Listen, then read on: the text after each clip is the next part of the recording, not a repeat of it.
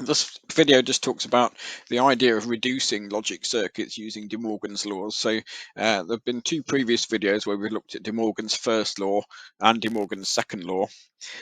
This one, we've got a logic circuit. It's looks like this, so not A or not B and C. So we've broken it down into the circuit. So we've got A going into the OR gate. We've got B and C into an AND gate. That's been knotted to make the not B and C. Then they're going into the OR gate. This makes A or not B and C. And then we've got a final NOT gate at the end, which puts the overall line at the top. So it gives us a line across the whole of the expression. So if we use De Morgan, we can split the line and change the sign. So we can split the line here because we've got just one line there and a plus. So we can change that to A and B and C. That's going to retain its NOT. We're going to end up with two lines above here. So two knots above there. So anytime we've got two knots, we can cancel those out, so they can be lost altogether.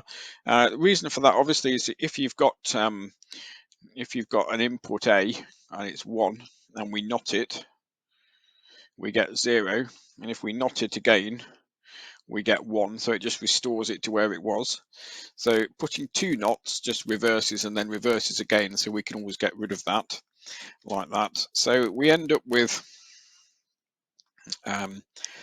not A and B and C, and we could draw that circuit.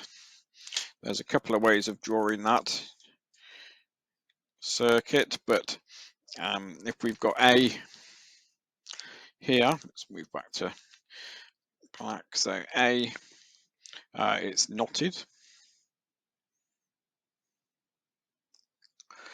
We've got B and C here.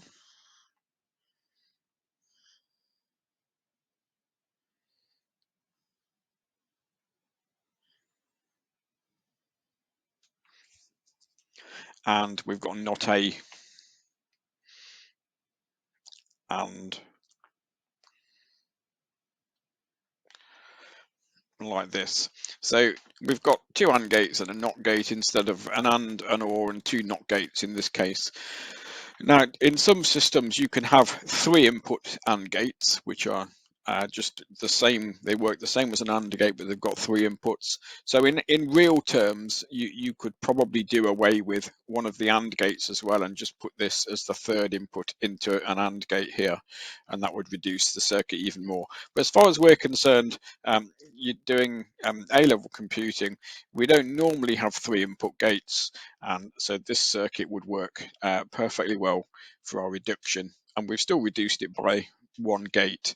So we've reduced the circuit, meaning we've got slightly cheaper manufacture, slightly quicker and execution. So that's just thinking about how to reduce a logic circuit using De Morgan.